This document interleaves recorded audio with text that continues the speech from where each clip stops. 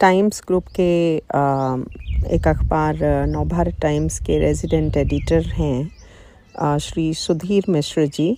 उनका मैसेज देखा।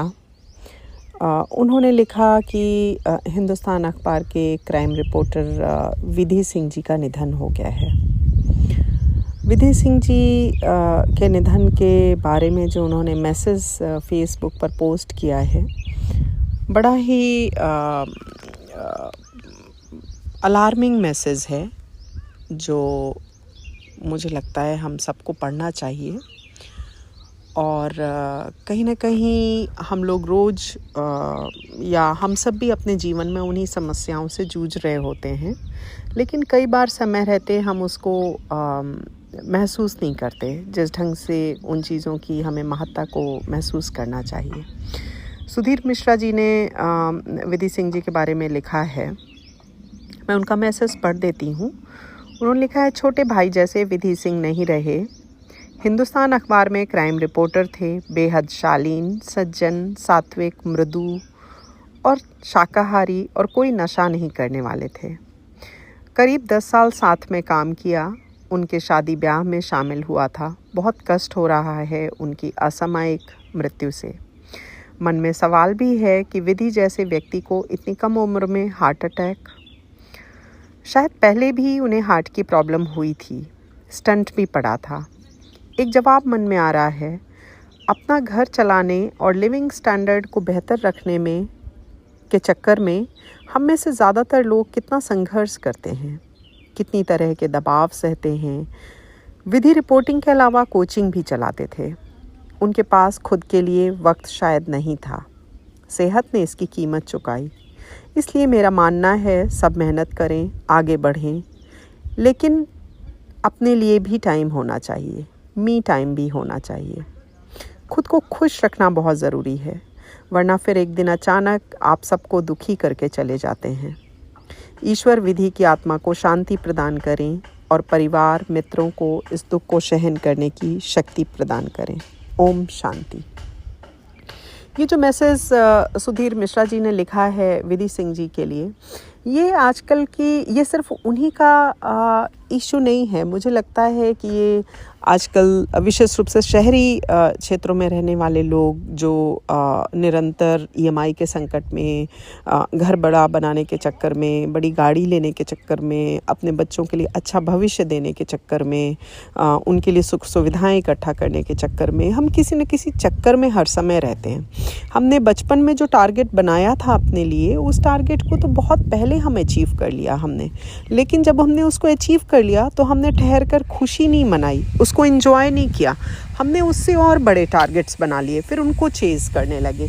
तो लगातार हम किसी न किसी टारगेट को चेज़ करने में लगे हुए हैं, जबकि हम तमाम अपने बनाए हुए टारगेट्स ही पूरे कर चुके हैं। तो ये जो सुधीर मिश्रा साहब ने रेखांकित किया है, जो रेजिडेंट एडिटर हैं नवभारत टाइम्स के, ये बहुत ही अप्रोप्रिएट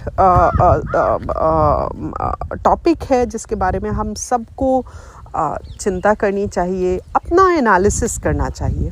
मेरा आशय ये नहीं है कि आप आगे बढ़ना बंद कर दें, आप अपनी प्रगति के बारे में ना सोचें, लेकिन आप ही नहीं हैं तो प्रगति के मायने क्या हैं? या फिर आप गंभीर रूप से बीमार हो गए तो भी प्रगति के कोई मायने नहीं हैं। तो इसलिए हमें अपने लिए समय निकालना, खुद को स्वस्थ रखने के लिए, खुश रखने के लिए। और आजकल एक और चीज़ है जो बहुत ज़्यादा प्रायः देखने में आती है, सुनने में आती है। बहुत सारे पेरेंट्स हैं जो अक्सर ये स्टेटमेंट देते हुए मिलते हैं कि हमने तो अपने जीवन में बहुत झेला, अपने बचपन में, युवावस्था में बहुत झेला, बहुत कठिन समय देखा, हम चाहते हैं हमारा बच्चा वो कठिन समय ना देखे। तो मेरा सोचना यही है कि हम, आप या जो भी सफल लोग हैं वो वहाँ इसलिए पहुँचे क्योंकि उन्होंने कठिन समय देखा, कठिन समय को कैसे हल करना है, कैसे उससे निकलना है, ये उन्होंने उपाय स्वयं निकाले। तो जब स्वयं उपाय निकाले तो फिर वो ऑर्गेनिकली अपने जीवन में आगे बढ़े और बहुत आगे बढ़े। लेकिन अगर आपका बच्चा वो कठिन समय देखेगा ही नहीं तो उसको वो मोटिवेशन, वो उसके जीवन में कोई कैटलिस्ट नहीं होगा जो उसको आगे बढ़ने के लिए, अच्छा कार्य करने के लिए प्रेरित करे। तो मेरा मानना यही है कि ये जो हम कई बार अपने भुलावे के लिए, छलावे के लिए ये स्टेटमेंट भी देते हैं कि हमने जो कठिन समय देखा हम चाहते हैं हमारे बच्चे ना देखें, वो भी काउंटर प्रोडक्टिव है। आपके बच्चे कठिन समय नहीं देखेंगे तो प्रगति भी नहीं करेंगे।